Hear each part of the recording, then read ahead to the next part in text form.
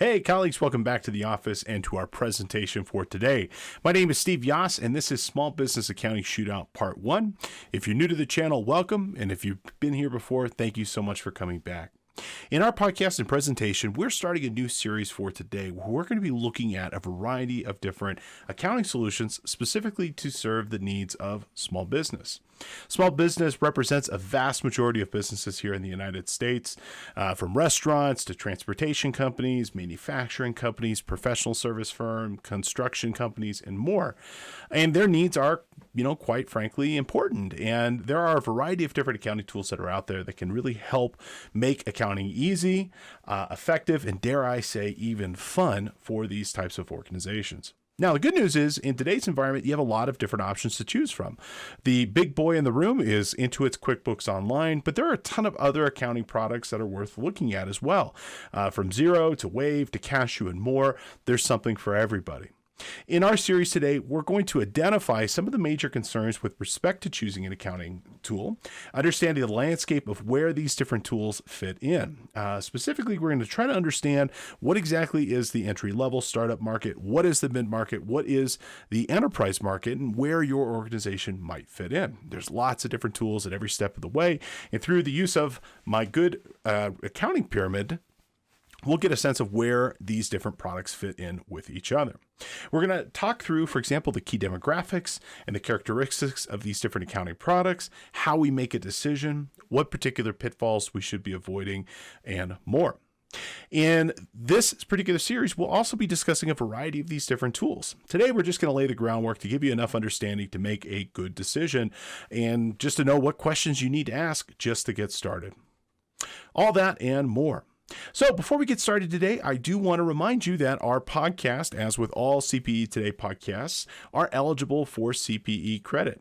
Today's course code is SBS1. Head on over to cpetoday.com, search for course code SBS1.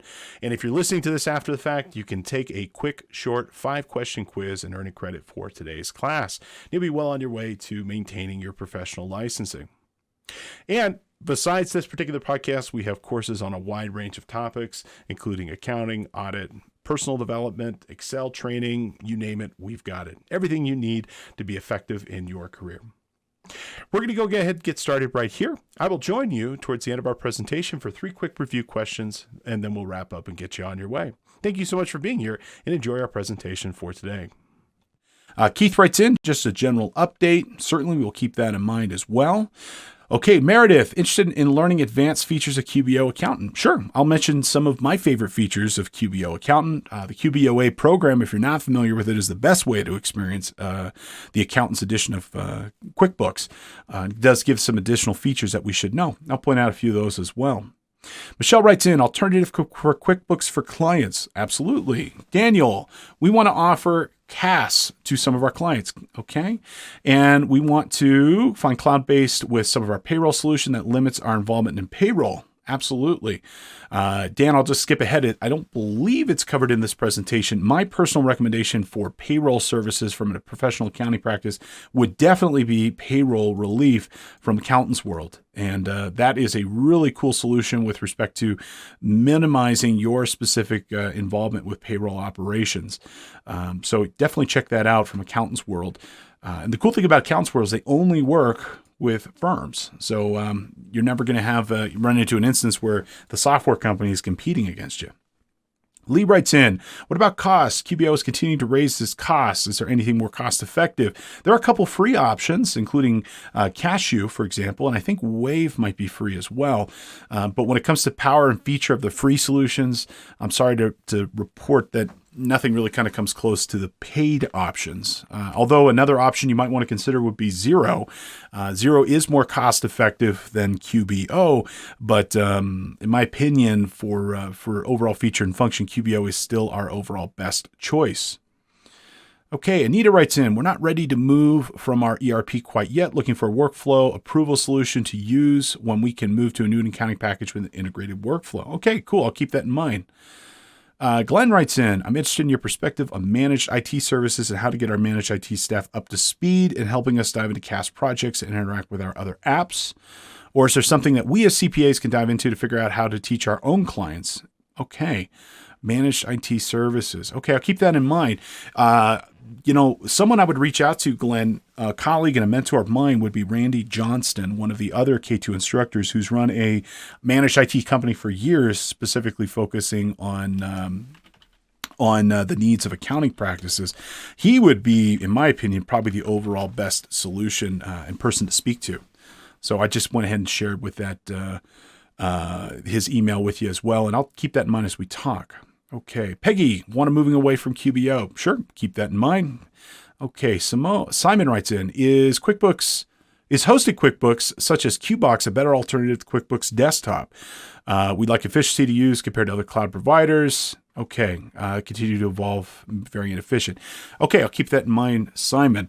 Truthfully, I'm not a big fan of QBox. I feel like services like that tend to limit your ability to do multi-user access, but we'll talk more about that when we get to our existing desktop suite section on QuickBooks Desktop. Wow, you folks have a tremendous amount of questions today. So thank you for coming. I will do my best and keep me honest. So if there's questions as we're working through this, go ahead and let me know. So without further ado, why don't we go ahead and dive right into our content for today. There we go.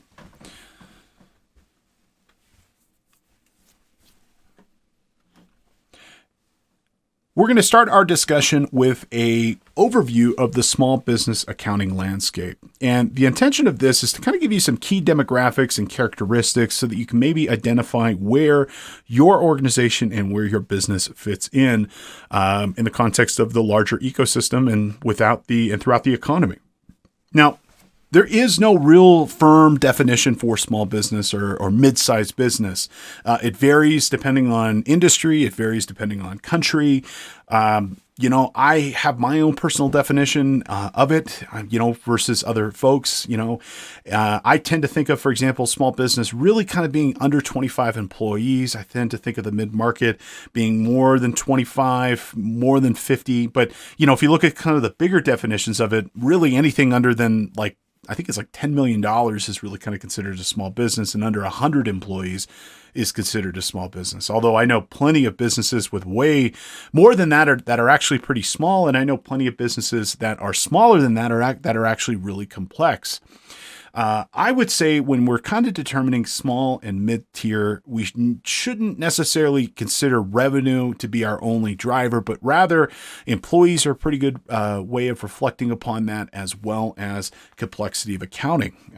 There are plenty of businesses that are small but have tons of complexity in their systems that make them act and feel like a much larger organization.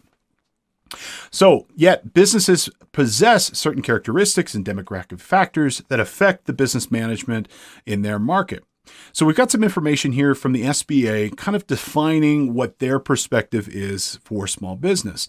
And from their perspective, really anything under 500 employees would be considered a small business. Although, from our company, we have about 12 people. 500 employees seems like a big business. Although, compared to a Microsoft or a General Motors or a Ford or something like that, 500 is infinitely small. Now, small business is very well represented here in America. We have a ton of small business options. There are about 30 million small businesses in America, and 80% of these, 23 million of these businesses, have no employees other than the actual owner, whoever that person might be. So we got a lot of sole proprietors, independent contractors, and I would say that number is probably going to grow. I think with the advent of COVID and people working home and realizing it doesn't really take much to run a business these days, that I think we might actually see more small businesses in the coming years. Small businesses represent virtually everything. It's 99.9% of all firms for public accounting. 99.7 firms with paid employees. If we look at this, a third of known exporting value in our U.S. economy here comes from small business. About half of private sector employees represent small business, and about 40% of overall payroll. So we are very, very well represented, and the needs of our organizations are definitely going to be served by a variety of different applications and companies in the marketplace.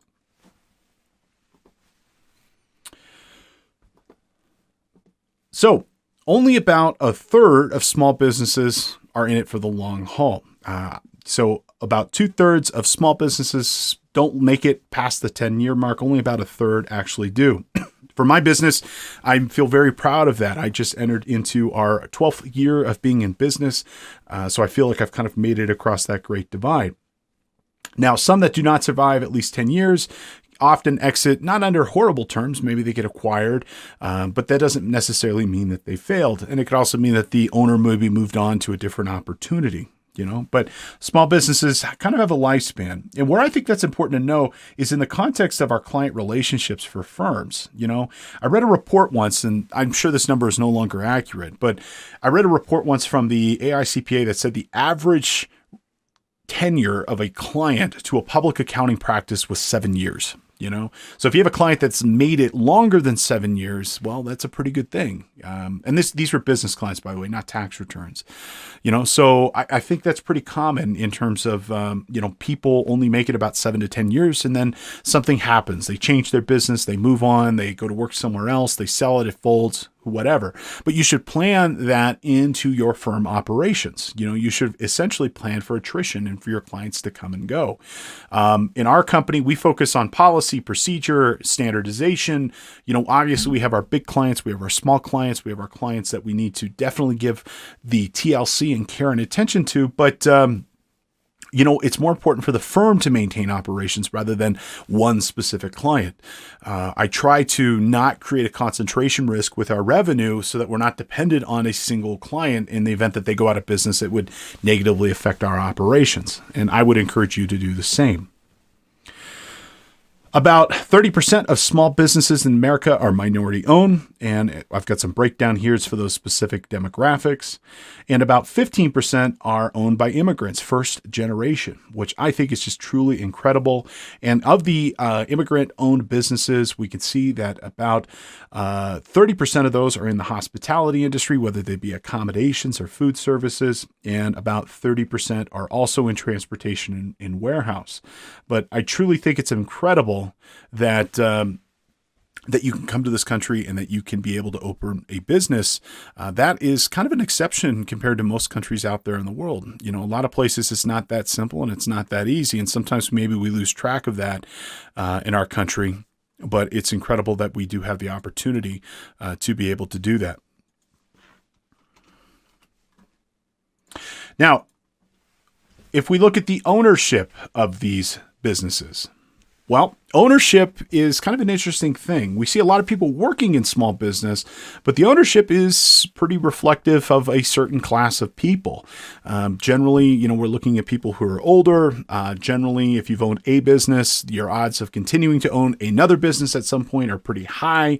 We're not seeing a lot of young business ownership. In fact, if we look at the younger generation here, millennials, I'm 36, so I guess I would be on the tail beginning of millennials and the tail end of the probably Gen Y of that.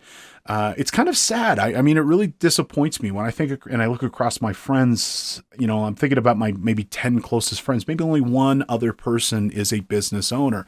There's a couple independent contractors, but for the most part, I got a lot of friends that work in government organizations now, a lot that teach. But sadly, the spark of entrepreneurship hasn't been ignited. And that doesn't mean that maybe that won't occur at some point. But generally, we're seeing younger people not pursuing business ownership. For me, I've always been a business owner. I worked for my dad for 2 years, got my CPA license, and you know what? I got out of town. I split and said, you know what? Let's game on. Let's start our own business. And my business partner is the same way. And sadly, we've kind of been seeing it amongst younger people declining for many years now, but hopefully with COVID, we'll see that trend reversed. 50% of small businesses are home-based. If anything, I do see that number increasing for a lot of different reasons. COVID has shown us that the need of a central office, in my opinion, isn't nearly as important as it used to be. We have so many compelling technologies: Microsoft Teams, Slack, Office 365, Zoho, Google Workspaces that are cloud-based. Why do I need to be in the same physical geographic space as my colleagues or my clients. In fact, in our business, we have clients literally spread across the globe. We have a lot of clients in Utah. We have a lot of clients on the East Coast, including Nova Scotia. We have clients in Europe. We just started working with a new organization in South Africa. If I think about the clients I can drive to out of the clients I work with on a regular basis, there's only one, and I'm in their office maybe twice a year. So the fact that you need an office, in my opinion, is really irrelevant anymore. Many of these cloud accounting solutions, QBO, Sage 100, Sage 300, Dynamics 365, and more, they're all remote. You're always going to be remote in the context of those tools. So why force people to be in the same office? Now, there are some compelling reasons like security, compliance, creating a organizational culture, but half of businesses don't do this. And I would tell you that should not be a make or break thing for you. And if anything, COVID has shown us that we can work successfully outside of the office. These solutions for collaboration and communication, let's pick on Teams as an example here, are truly incredible. How many of you are utilizing Microsoft Teams or Slack? If so, go ahead and shoot me a comment. Let me know what your experience has been like. Now, for those of you who are not utilizing a service like this, these tools are the linchpin of digital communication that allow you to be able to communicate, talk, collaborate with people regardless of where they are located. In my company, in one click, I can start a video chat with my partner. He can see me. I can see him. I can do my screen share. He could see, share his screen. We can communicate and send files back and forth. It's like we're sitting in an office next to each other, but he's in Oregon and I'm here in California. We have staff in Colorado, Illinois, Kansas, and other places. Same thing. We use SharePoint extensively to share files with each other, and this has allowed everybody to be able to stay home, and we've been able to not only prosperously work, but really kind of grow our business as well. Looking at some of the comments here, I could see almost extensively people are using Teams. Meredith, Jennifer, Anita, Keith, Glenn, Daniel, and others are saying they use it, and pretty much everybody's saying how much they enjoy that solution.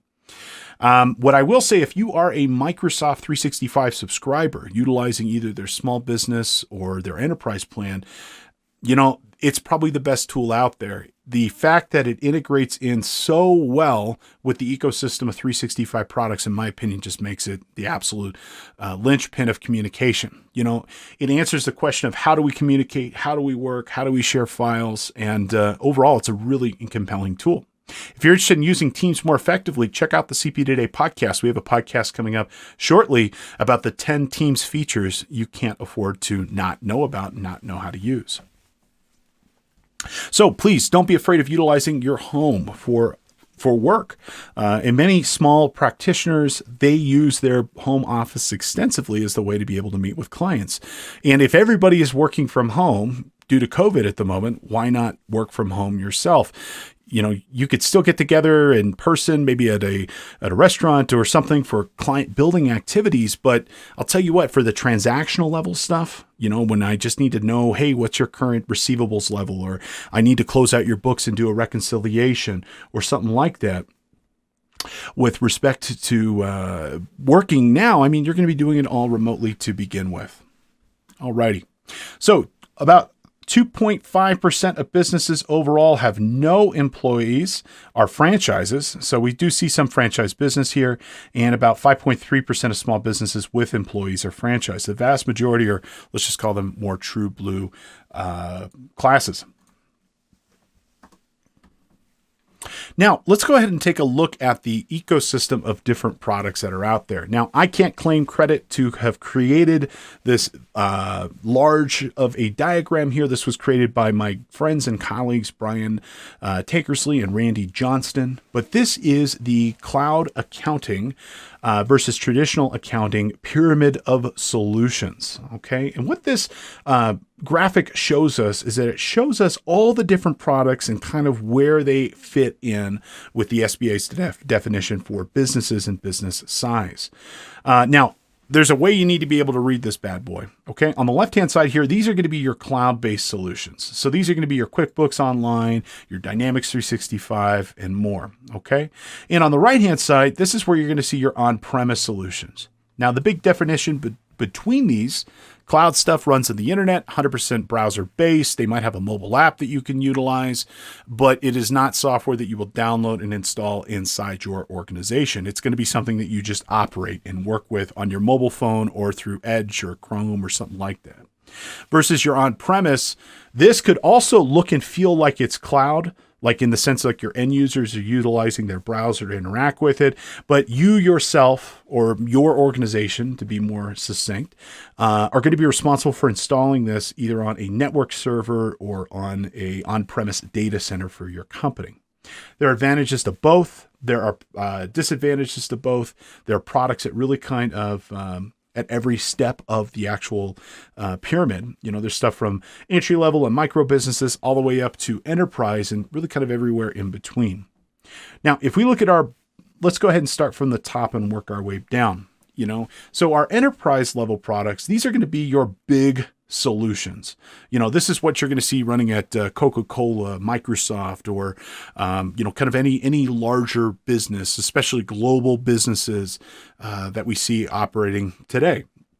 These are going to be about, overall in our economy here, about 9,000 companies. These are employers with over 2,500 employees, over $1 billion in revenue. While on the cloud side of this, they're utilizing tools such as Workday, Infor, Oracle, and Epicor for cloud. And on the on-prem, we're going to see SAP and Oracle run. You'll see that some of these providers operate on both sides of the pyramid, meaning they've got products that operate in both, or their product can be deployed in both.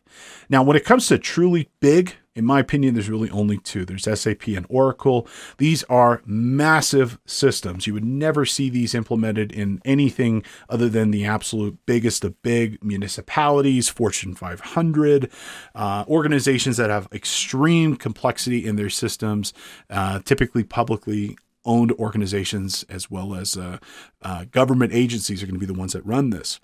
SAP, Oracle easily can run into the millions of dollars for acquisition of software, easily run into the millions of dollars for actual implementation for it. And if you've ever utilized either one of these systems, you'll know they are very complex, and they're not just an accounting solution, but they are a ERP solution.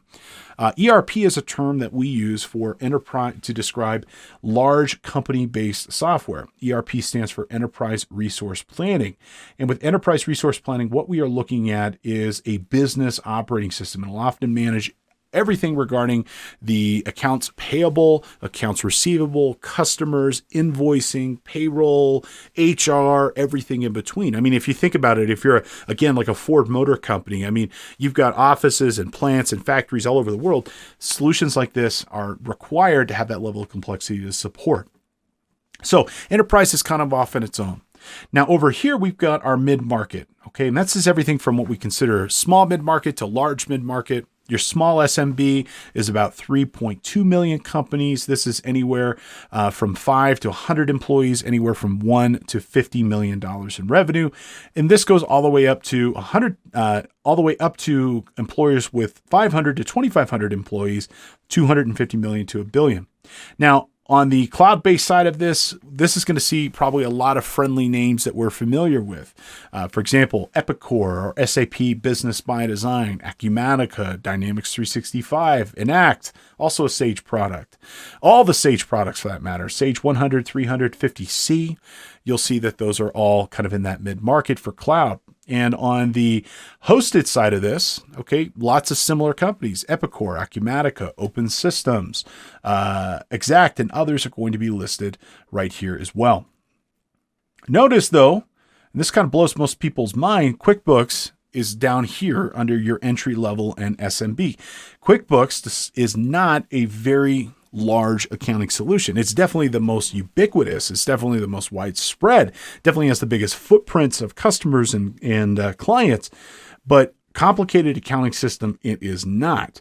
What QuickBooks has is incredible marketing. Intuit is excellent with respect to telling people how good of a solution it is, but I will tell you that it is great at the companies it's designed to work for, but man, can it be enraging for when your company doesn't meet their exact use case. So on our entry level micro business side of this is the vast majority of businesses here, about 23 million, 1 to 4 employees, less than $1 million in revenue. On the cloud side, this is where we're going to focus our conversation. It's kind of this entry level all the way up to the small, medium business side of this. We're going to blow past the SAPs and the Oracles and, the big stuff and really kind of focus on, I think, the more entry level. Now in this space, this is where we're going to get QuickBooks, QuickBooks Online, QuickBooks Enterprise. Again, despite its name, QuickBooks Enterprise, not a enterprise level product. In fact, it is not much bigger than what you would see with QuickBooks Desktop. The enterprise is a great marketing term, though. This is where you're going to see your Zohos, your Xeros, Sage, Cashew, Wave, and others. And when we look at, for example, on the on-premise side of this, not a lot with respect to what you can consider. If we look at this on this side, we've got our QuickBooks Desktop installed, Sage 50, Sage 50C, Acclivity, and that's about it. There's just not really a lot when we look at this with respect to the entry-level on-premise deployment. If we look, the general focus of accounting software almost exclusively is moving to the cloud. If you're going to try to find an on-premise solution, it's honestly slim pickings. There's just not a lot to choose from anymore, and I do not see that changing really kind of anytime soon. Now, so what is the state of the market? Well, I will tell you, the products continue to become more robust. They're becoming more complete. They are becoming more inclusive to different types of businesses. Previously, our choices weren't great. They included, all your normal QuickBooks stuff, but there really wasn't, for example, let's say vertical products, stuff that specialized on the needs of manufacturers or the needs of wholesalers or the needs of nonprofits or construction firms. But we are starting to see more complete, more robust products, and generally the whole marketplace is getting better.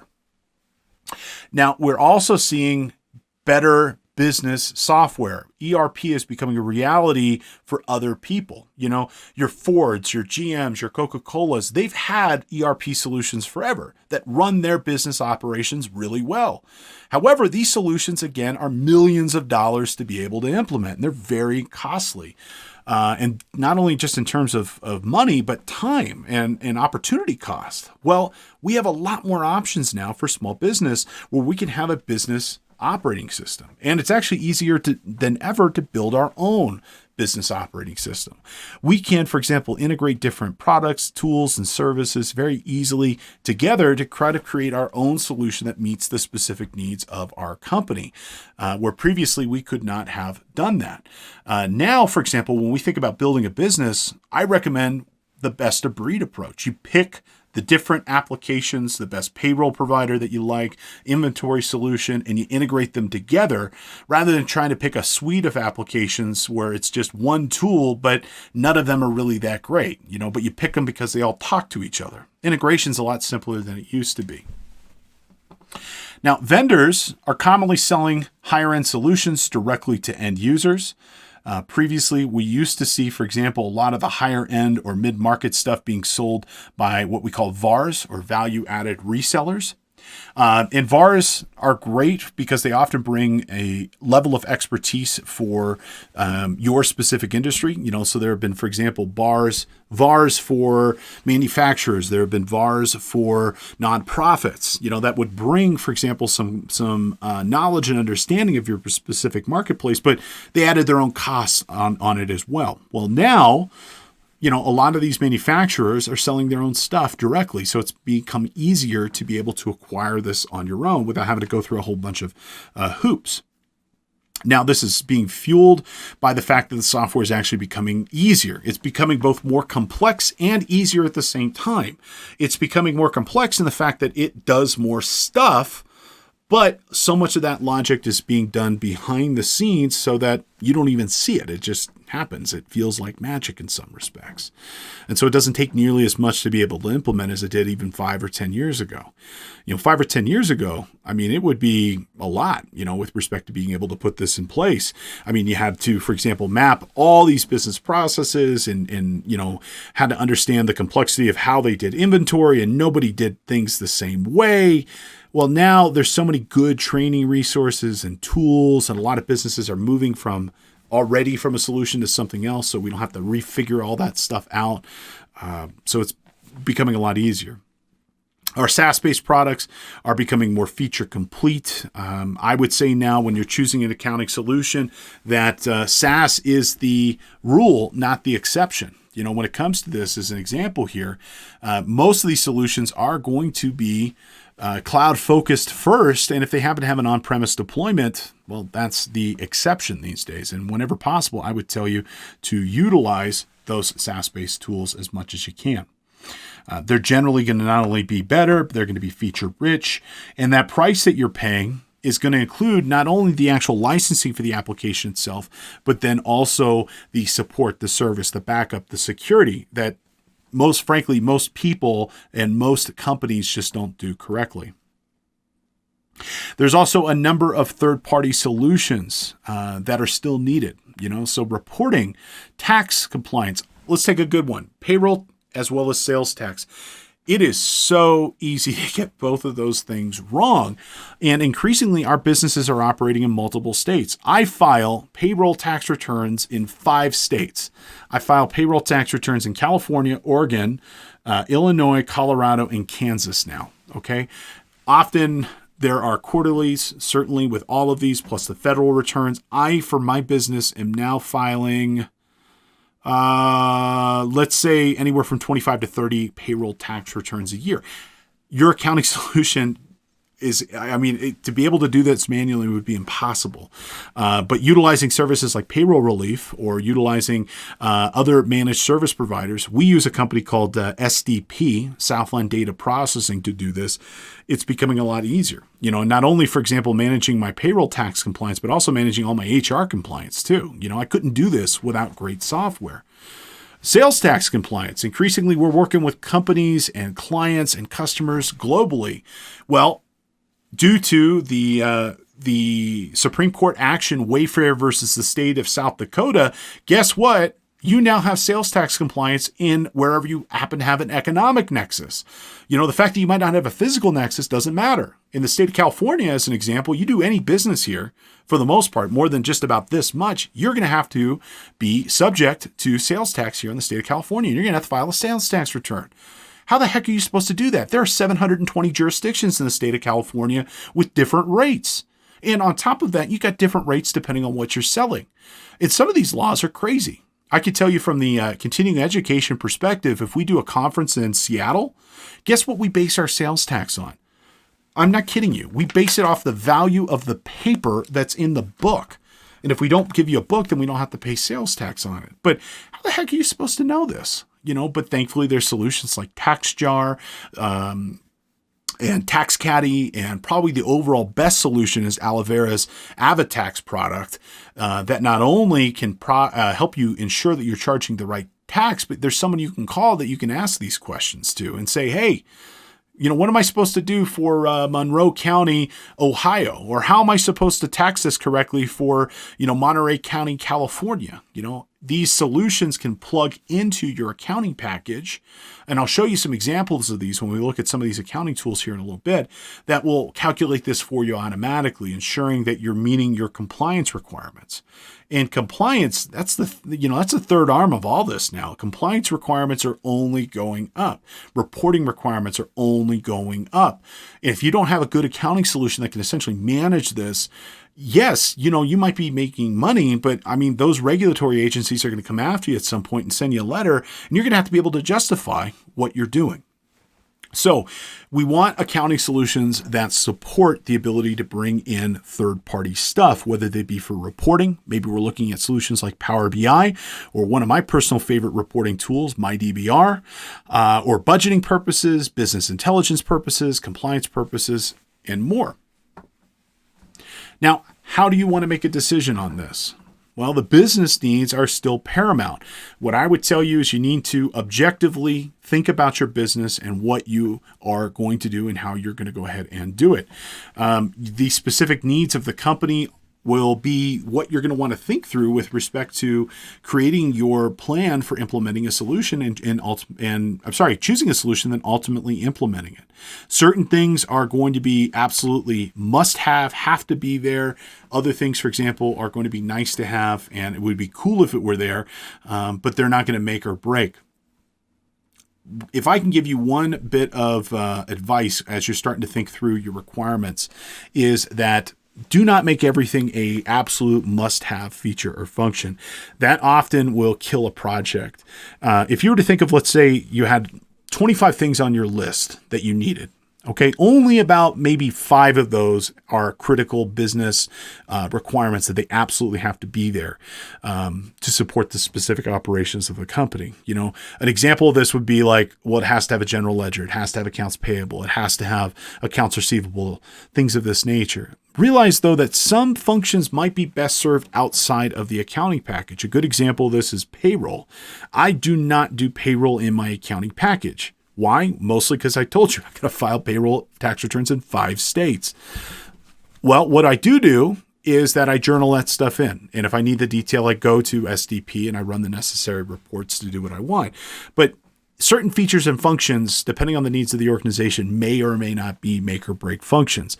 Plant your flag where it matters. And if there are functionality that you can get from other systems, I'm not saying you can't do whatever you're looking to do, but find what those other functionalities might be, and then maybe focus on reporting or integration between them, rather than trying to make every single function business critical. I think you'll find yourself that you are going to set yourself up for failure. A solution that does everything is a solution that does nothing well. It's a camel. And what is a camel? Camel is a horse designed by committee. And I would rather take a solution that does a couple of things really good, that works exactly the way I want, but maybe doesn't have an inventory module. Or if it does have an inventory module, we choose to use something different that does fit the specific needs. I'll give you a quick example in my life. One of my clients I've worked with forever is a fireworks manufacturing and display company. One of my favorite hobbies for our family that we do outside of teaching and developing software is we shoot fireworks shows. And I've shot hundreds of fireworks shows all over the country all throughout the year. Not really during COVID times, but normal times we would do that. So they're also one of my clients too. And I can tell you that we don't use inventory functionality from QuickBooks. Why? Because they have 50,000 SKUs. They have 50,000 different product numbers in multiple warehouses across the country, each one with a different effect. A 3-inch red peony shell, a 5-inch red peony shell, a 4-inch with brocade, with gold glitter, so on and so forth. We built our own inventory solution. Not only because of the quantity of inventory that we need to track, but then also they've got regulatory requirements reporting to the ATF. Alcohol, tobacco, and firearms is also in charge of all of explosives. And so we have to have, to an extreme degree of reliability, good inventory reporting to every single location, every single bunker. If they move things from one bunker to the other, we have to know about that. So having that kind of level of features and functionality is essential for their business operations. So that is a nice to have functionality, but it's not a make or break functionality. So I would also tell you to kind of put some thoughts with respect to your initial budget and timeline. When I was getting started with my career, I had a good colleague who told me, and I've never forgot this: our projects are like gas; they will expand to whatever size space they are in. I can tell you that if this is vendor-led, the project will be a lot bigger and a lot more expensive than if it is customer-led, and you come into this with some knowledge about what products you want and what you want to spend on this. Okay, you might still want to do an RFP. In my opinion, though, not really as needed. You're not going to really get a good process out of this. I can tell you most RFP processes are great for, if you're the municipal water district of Southern California or, Ford or something. But, for your small business accounting solution, do your own research and ask questions. Talk to your colleagues as well. Project management is absolutely essential as you're looking at some of these different tools. I can tell you in the scope of my career, I would say that I have seen at least a dozen or so projects fail through the fault of the clients. Some of these I've been a part of in terms of internal work on the client side. Part of them we've implemented and they failed once they were actually in place at the client, but for different reasons, one way or the other. But almost always the failure has been a result of poor project planning, whether it be poor expectation setting, poor training, poor understanding of the requirements. I've seen projects take 2 or 3 years to implement when they should have been done in 6 months due to bad tone at the top. If you're going to change accounting solutions, there is going to be somebody who's going to throw a hissy fit. That's just what you need to expect. They're going to think that whatever you're doing is going to be wrong, and they're going to hijack your project. Having good project management skills to provide the necessary documentation steps and confidence to get you through this is going to be really essential for the success of the project, as well as tone at the top. Having executive sponsorship of this project is going to be essential to make this work well. Understanding the project is one of the most important parts of it. Before you buy a single product, before you do one bit of implementation, you need to have a good understanding about what needs to be done, and how it needs to function in this new system. What I will tell you, this is a wonderful opportunity to be able to reset the clock. It's a wonderful opportunity, for example, to be able to change business processes that otherwise would have not get updated. Think about the way we do business in 2021, and then think about your business processes. Some of them might be 5, 10, 15 years old. Let me ask you this. Do you think something that was designed 5, 10, 15 years ago is still as useful today? It might be, but probably not. We've got client portals, we've got better security, we've got mobile access, we've got products like Microsoft Teams and Slack, we've got cloud hosting providers and more. I got a client, I'm not even kidding you, I can't make this up. Their process for employee expense reimbursements, or essentially expense tracking, the controller, she takes the credit card statement and literally cuts it up and then photocopies it and gives it to each person and asks them to write what they did on that credit card statement. It blows my mind. There's Expensify, there's Concur, there's Tally, there's others that, make the whole employee expense process work great. But you know what? That's what they've done for the last 20 years, and they're not willing to change. As such, they're missing out on a lot of opportunities. What should we avoid when choosing these different accounting solutions? Well, we should generally avoid going straight to a vendor if it is going to be, for example, a vendor that's going to try to sell us something immediately. Going straight to the vendor often can lead to choosing a solution prematurely without really kind of understanding the requirements of the project of what we're trying to do. So I would tell you, do some reconnaissance, stand back, watch, don't commit, take as many demos as you possibly can, understand the project as well as you possibly can. Many of the solutions that we're going to talk about today, like QuickBooks Online or Xero or Dynamics 365, they've got trials. Sign up, there's no better way than determining if a solution is going to work for you than to try it out for yourself. Working with the supplier just because they are local is not necessarily a good thing. Just because somebody is down the street does not make them competent with respect to what your specific project is. I would tell you, you should work with a supplier that knows your industry. That would be the thing that I would recommend more than anything else.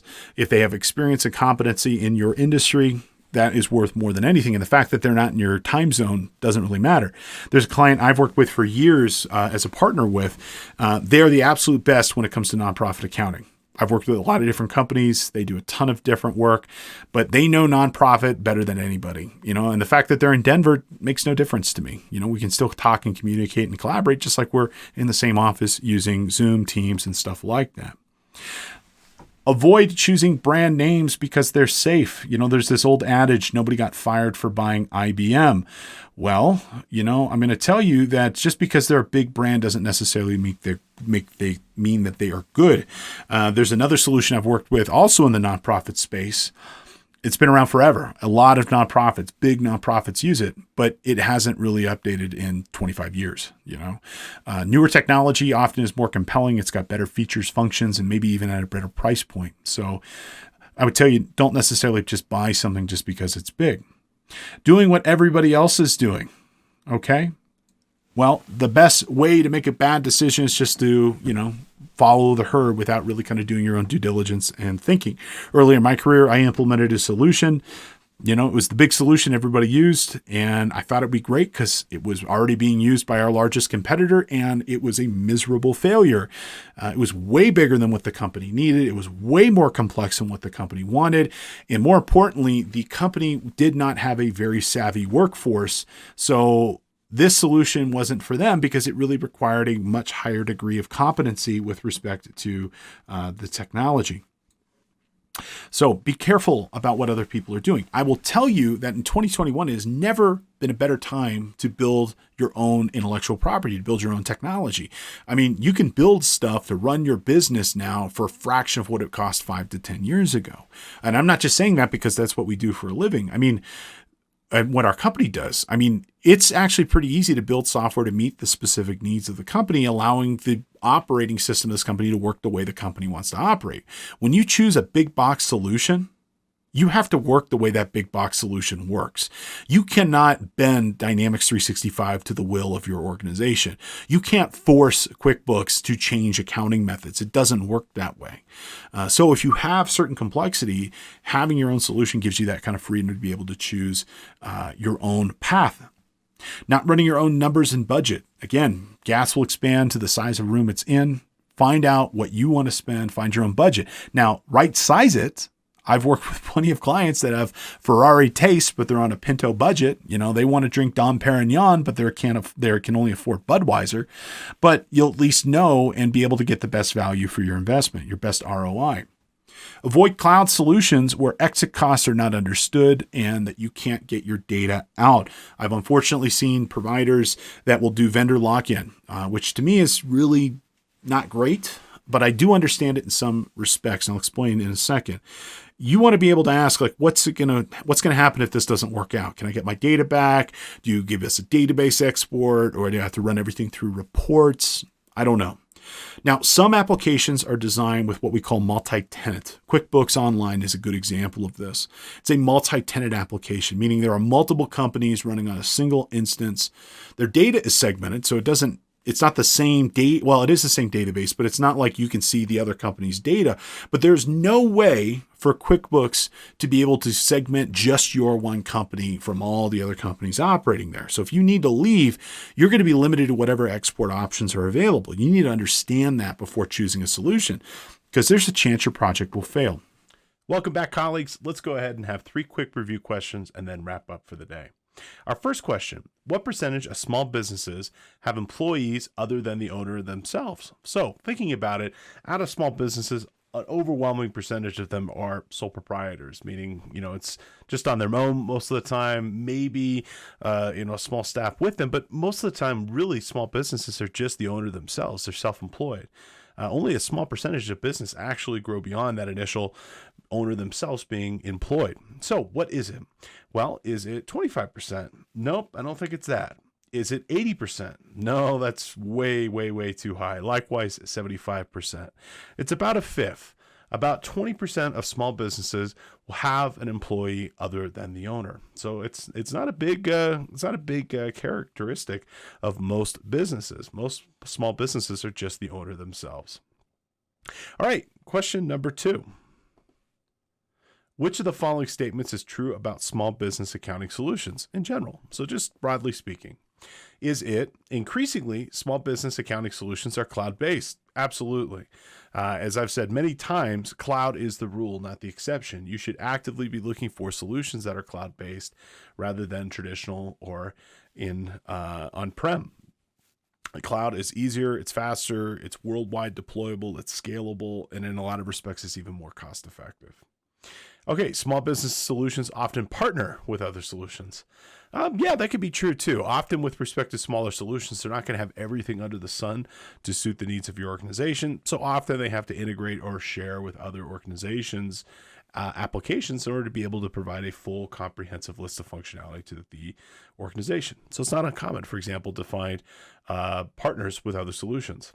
Is it small businesses Small business solutions are sold increasingly on monthly or subscription basis. Absolutely. As I've said again, you should plan to expect to pay for these services on a month-to-month basis. That's pretty normal these days. And I've said it before, I don't think I've worked on a single application in over a decade that is a buy it, you own it. They're all, you pay for it on a regular basis. So the correct answer here is all the above statements are true. All right, our third question. Which of the following is an enterprise business solution? Is it Oracle? Yeah, absolutely. That is the one listed here. However, just to give a shout out, Zoho, Xero, Sage 50, all can work with a lot of different size organizations, but they definitely are not intended to be working with like Fortune 500 or organizations the size of Walmart or Amazon. Really, it's appropriate size for appropriate size. Fortune 500 needs to do work with larger organizations like an Oracle or an SAP. And likewise, your organization wouldn't get really much value from utilizing those big solutions either. So always pick the right solution, just in the same way that you pick the right tool for the job. Don't use a jackhammer when a rubber mallet is what you're looking for. Find the right tool to resolve what you're looking for at the right size. It'll be at the right price. It'll be at the right functionality. It'll be something you can actually be successful with. All right, so that does bring us to the end of our first episode in this particular series. We've got at least 3 more in the plans for you. Today, we kind of discussed and went through some of the macro characteristics with respect to choosing solutions and understanding essentially that small business market. And we talked about some of the major differentiating and similarities between the small and mid-sized organizations that are out there in terms of their complexity, type of solution, and more. We talked about the state of the accounting solutions market. We talked about some of the solutions that are cloud-based as well as some that are on-premise. We also talked about what tools are designed for each market and how each market has their own specific needs and wants that specific tools are designed to fit and resolve. We also created a list of features and functions that might be ideal for our specific accounting application, what we should be looking for. Now, in the next episodes of this course series, we're going to be looking at identifying specific applications, really kind of going through to decide what's a good fit, discussing many of the major applications, where they are useful, what specific type of organization they're designed for, some of the tips and tricks and hazards that you should be aware of when choosing these different solutions. We'll also talk about some of the third-party tools, add-ins, extending application, wrapper tools, and more to complete the solution and make it complete for what your organization needs.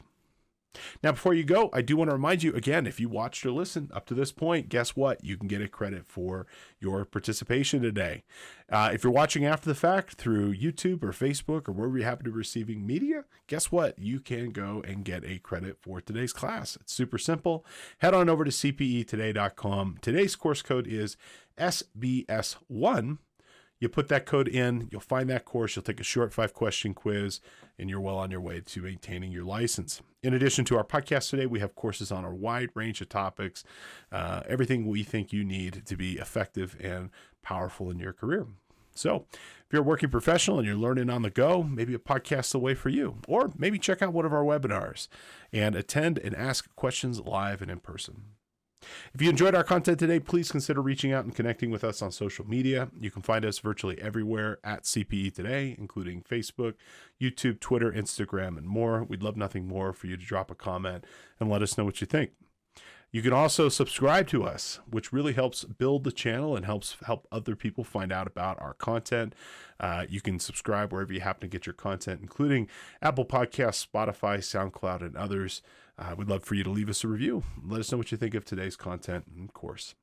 As always, it's my pleasure to be with you. It is always a pleasure to be able to teach and instruct fellow professionals and colleagues, and look forward to seeing you back in the office next time around. Thank you, best wishes, and good luck.